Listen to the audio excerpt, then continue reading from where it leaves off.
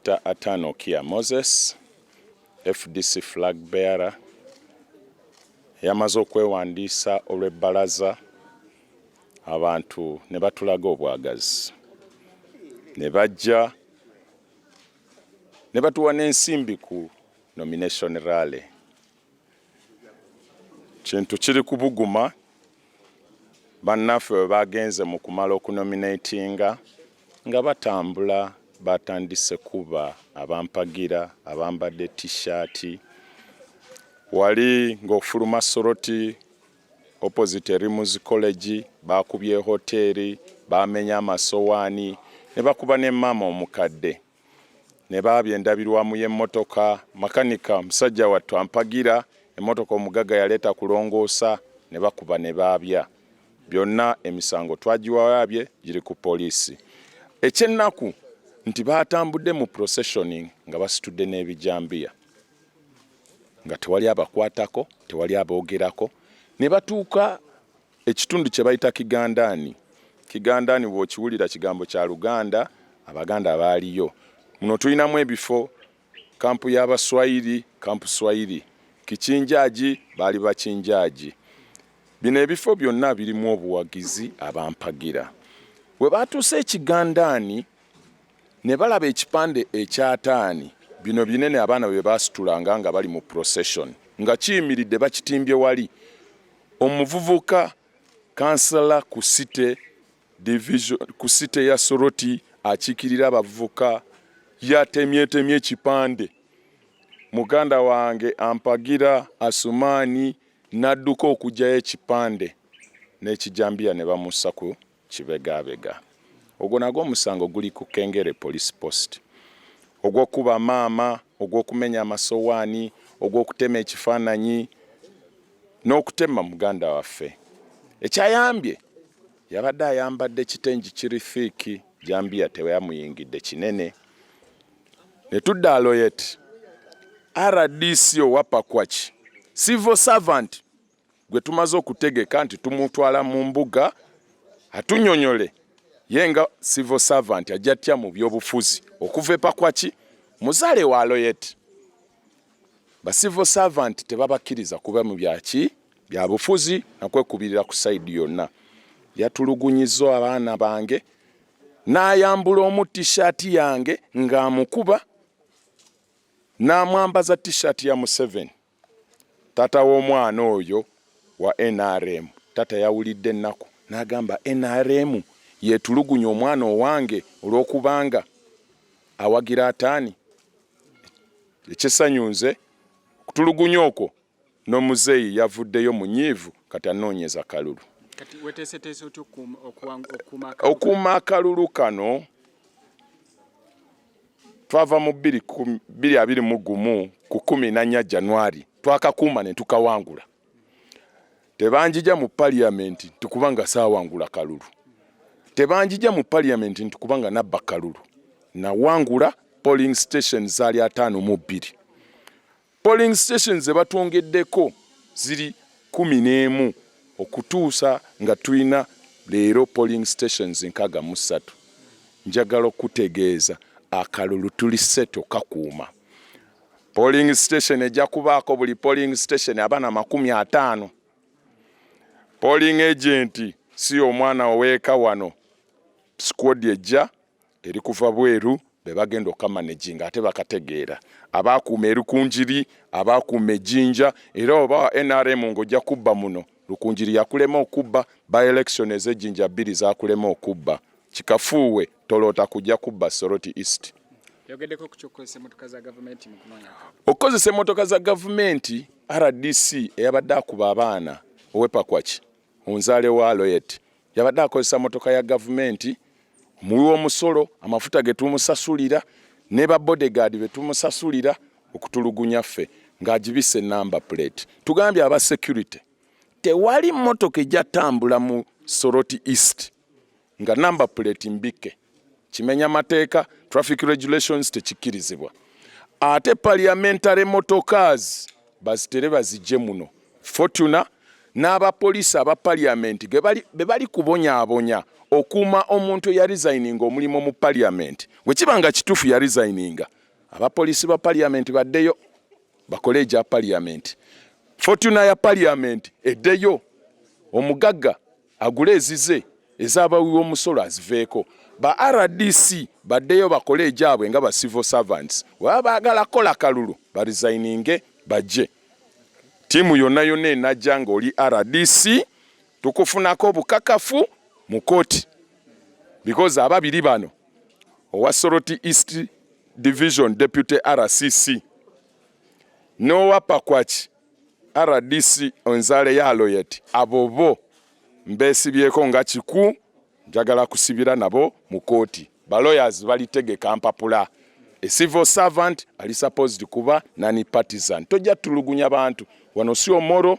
wano si kayunga temugenda kuba na betu wemba mulowooza nti munaatuzanyirako tuli set mujjukire nti wano ffe twakamira twalwanako NRA twalwanako NRA tetujja kutya tiyagasi mundu tujja goberera amateeka nga we gasaana okugobererwa n'ate gavumenti yennyini erina okukkiriza nti bwe batagoberera amateeka ba RDC bamenya amateeka basuubire nti ffe tujja kutunula kikafuuwe tekijja kubaayo. In the city. As chairman of the National Resistance Movement, I want to say that we shall campaign and lead our people in a very clean approach.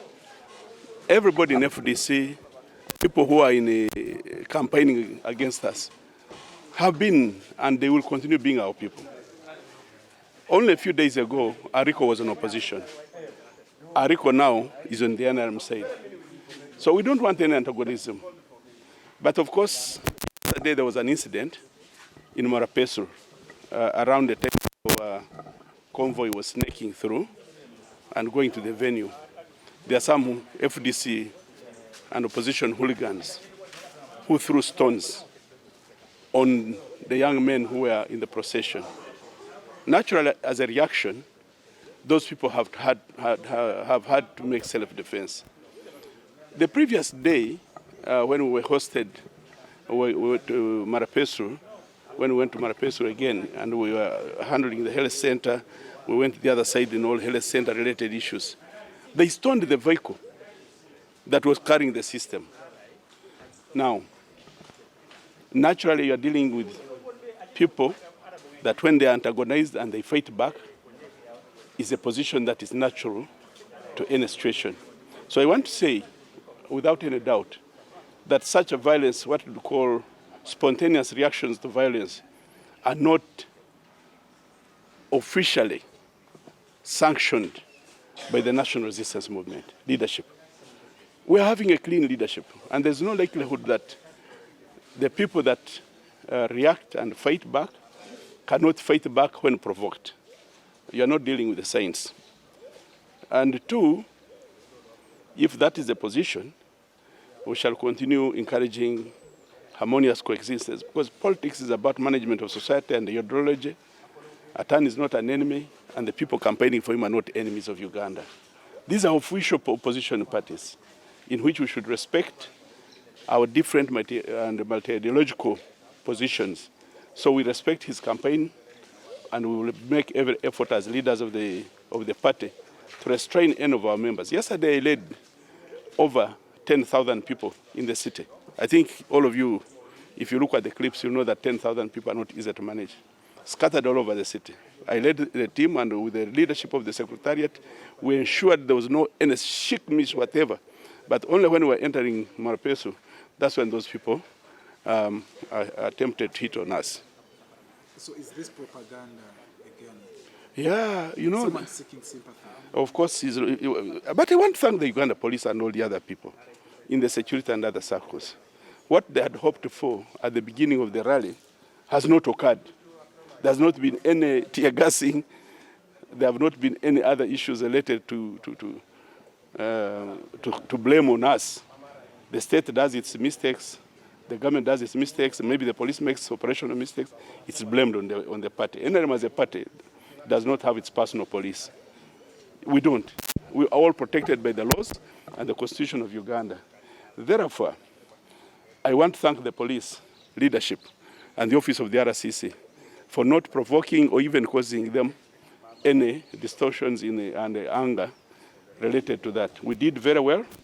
We didn't cause any havoc, nor did our members disturb anybody. Let anybody accuse us. They were provoked, but nobody reacted. So that cry, you remember the story of the wolf? The story of the wolf? Wolf, wolf, wolf.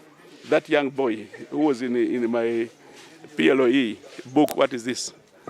You have seen people. It's allegation on that. Allegation, it's an allegation. Nobody has brought it to my attention, but if they are here, government officials are supposed to move. If they have covered it, maybe you ask them, arrest them. That is the position of government. You cannot use government property for campaigns. None of us has gotten a government property. I'm using my small vehicle here, in fact, without springs. But if those ones who are using government vehicles for campaign purposes, let the law take its course. It's an illegal activity. We don't, as a party, we don't have anything related to that. We don't have any government vehicle in our campaigns. But our campaign is not for today. Our campaign is Soroti University. Our campaign is service delivery. Our campaign is PDM. Our campaign are the works and service deliveries that we're talking about. Ariko, as a person, cannot campaign on his own because he has nothing to give the population. But the National Resistance Movement ticket on which he's standing is his campaign strategy. He's campaigning on what the NRM has done. So if you're going to do the campaign today, you have failed already. But for us, our campaign is every day. This National Resistance Movement, the delivery system to our people is known. Just walk across this town, those roads. Isn't that a campaign strategy? We just mentioned a road. Go to Haridas Road, go to Flying School, go everywhere. The campaign is done. So what are we going to do? We are only remaining people, actually. We're only telling them that you guys look at what we have done and give our candidate. The whole thing is about lobbying, advocacy. Herber Ariko is going to do those duties. And networking to coordinate with the government. In that case, we call a tubu-tubu, where they cut the bread from is going to sit on the table. So our strategy is not the 5 days. Our strategy is that the NRM campaign was done as many days before, several months. The evidence is on the ground.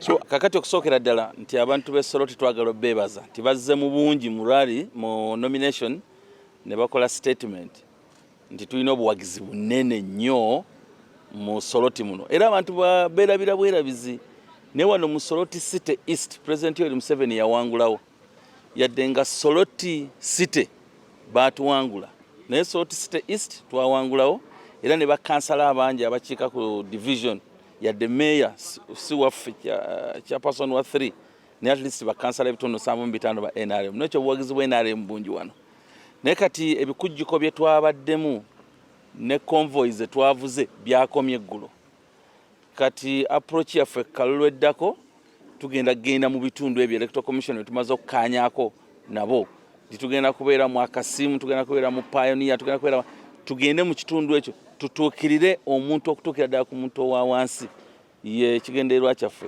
tujja kubeera ne candidate ng'atambulamu ku bigere okubuuza ku bantu nga bw'ayolekera meeting ezinasooka bwe zinaabeeranga tulowooza nti mu buli ward tujja kumalamu meetings entonotono nga 2 oba 3 then tuyoka tufuna meeting eggalawo oluvannyuma naye olwokuba nti olunaku lumu tugenda kubeera ne wards 3 kakati kijja kutuwa obuzibu okuba nti meeting so n'abantu bandyagadde meeting esembayo tugikuba olweggulo tekijja kusoboka tujja kubaako meetings ezinaasembayo olweggulo ku saa 11 aye tujja kubaako ne meetings etunaba nazo mu 8 tujja kubaako ne meeting mu 6 naye ng'okuva ku 3 okutuuka ku 6 tukoze meetings endala nga 3 okuva ku 8 9 tukole meetings endala nga 3 tugende bwetyo ate tugenda gezaako okulaba tetuyisa mu budde butuweereddwa twagala saa 12 zennyini nga candidate waffe amaze okwogera era nga nnyuse agenda atuulawo muleko oba abeeko ebirala byakola kubanga emirimu emirala girina okugenda mu maaso tetwagala kuyisa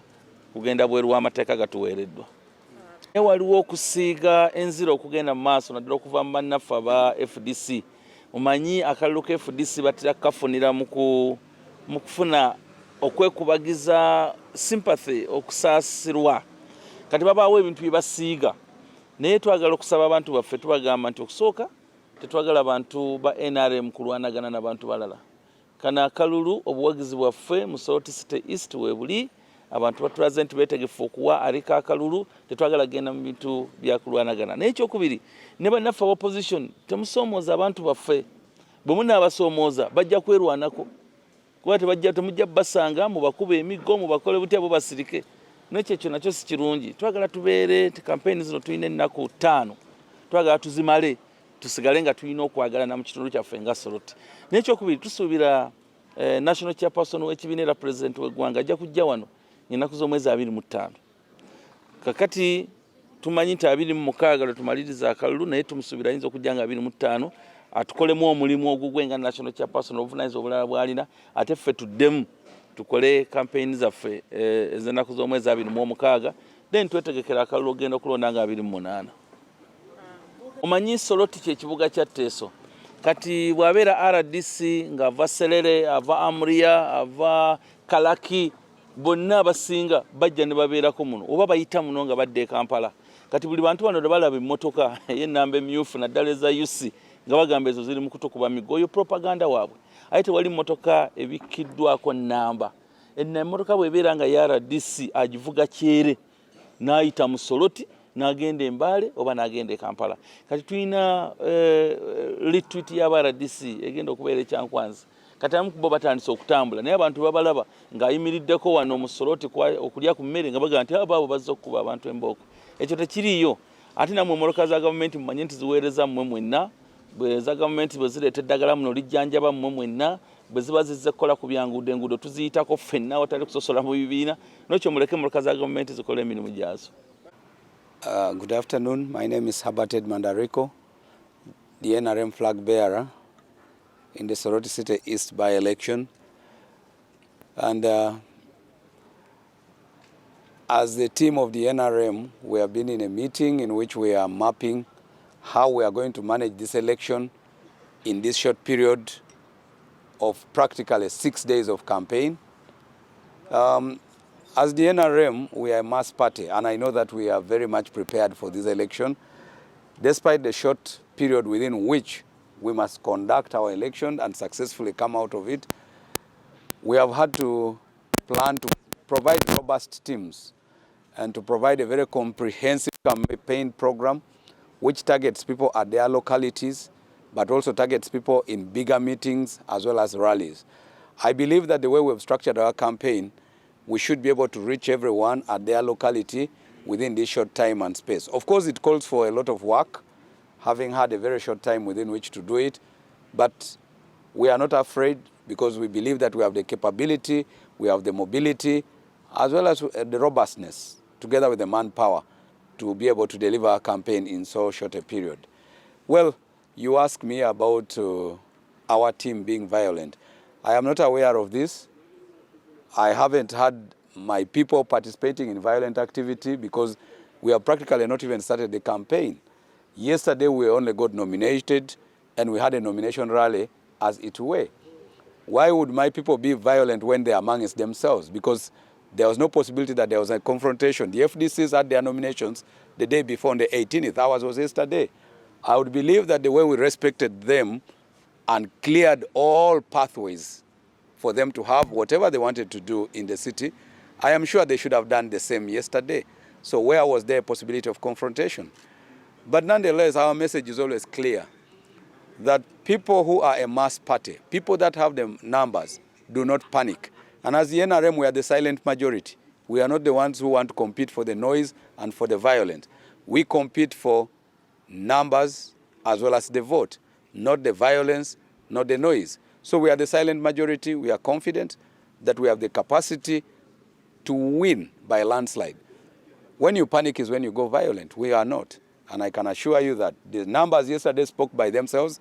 The passion was very much evident. And everyone else with the current technology in Uganda saw for themselves that the excitement they had on day one was extremely premature. So I don't think there has been anywhere that the supporters of Ariko or the NRM were involved in any violent activity. But of course I know our friends there. They are crybabies.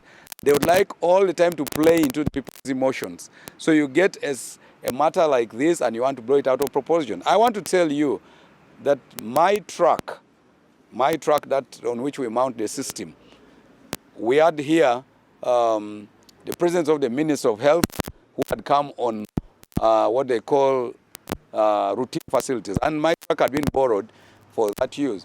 By the time it was going back to our residence, it was hit by a stone after an ambush by our opponents. But I mean, for me, I don't make it political. What I do is that we report it to the law enforcement authorities, which is the police. They will do an investigation, and the individual culprits involved in this sort of thing will be apprehended. I don't have to read it to a party. I don't have to read it to a candidate. I read it because criminality is not communal most of the time. Criminal intent comes from the person's own mindset.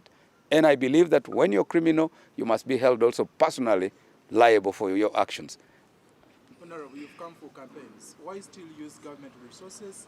Tans being a crybaby and a little one, I don't know why he's not in a nursery school, because he's done this in 2016, he did it in 2021, he's doing it again.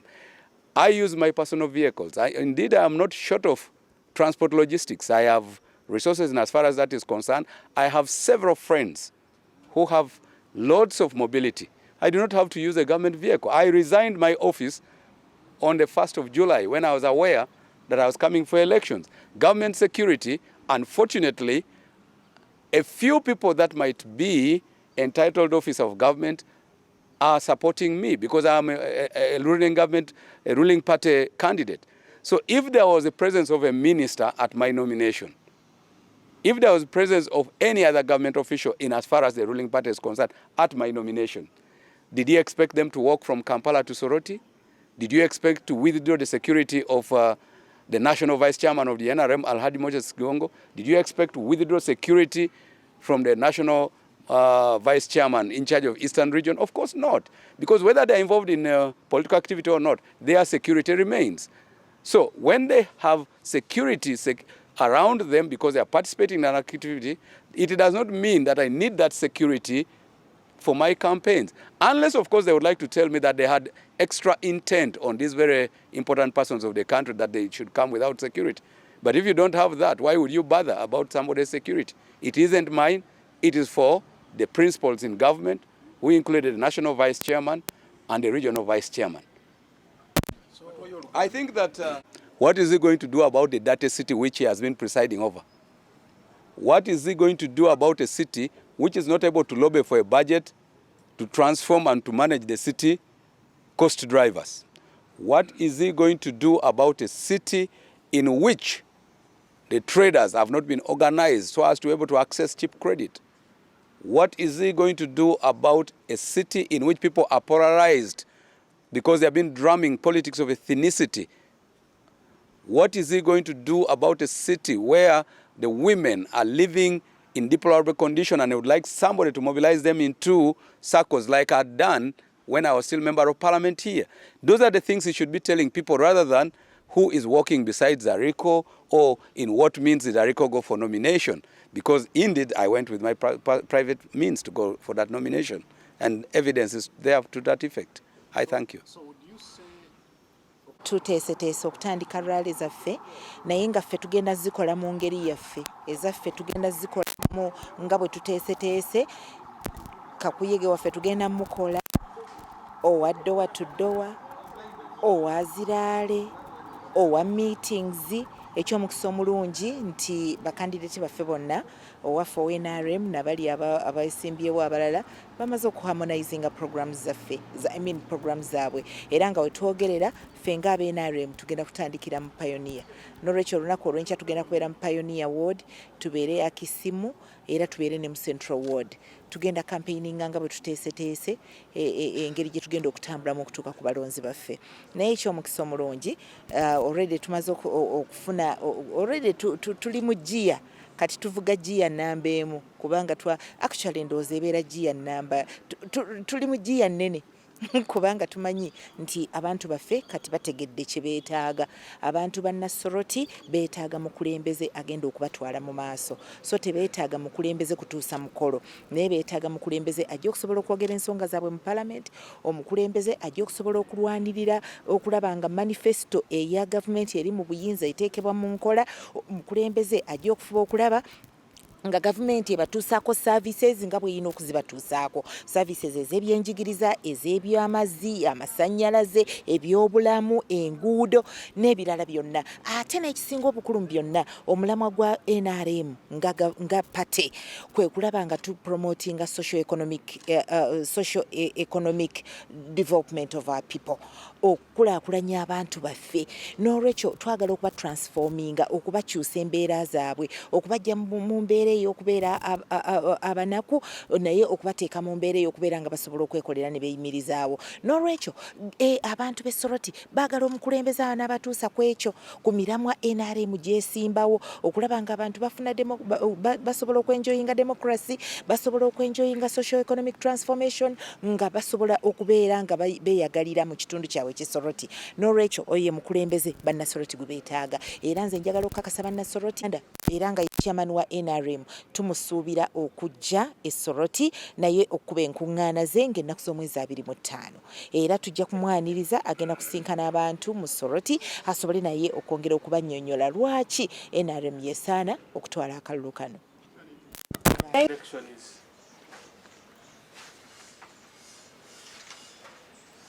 I believe whoever is here and whoever witnessed right from 18th to now may stand in as a witness on my side as police. Because people are calling me from various places, wondering as to why things went like this up to now. And here I am today.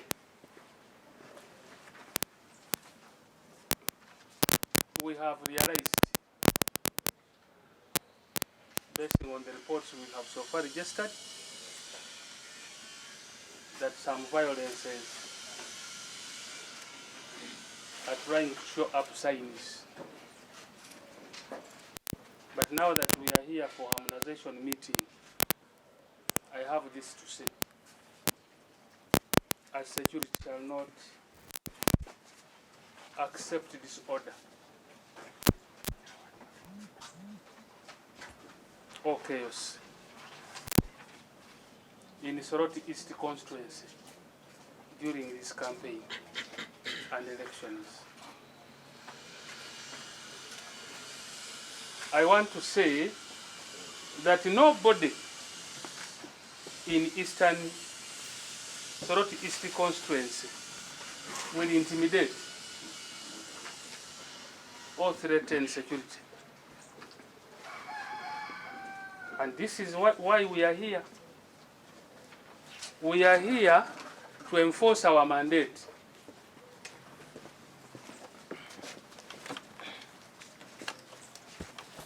As it is clearly enshrined in the Constitution of the Republic of Uganda.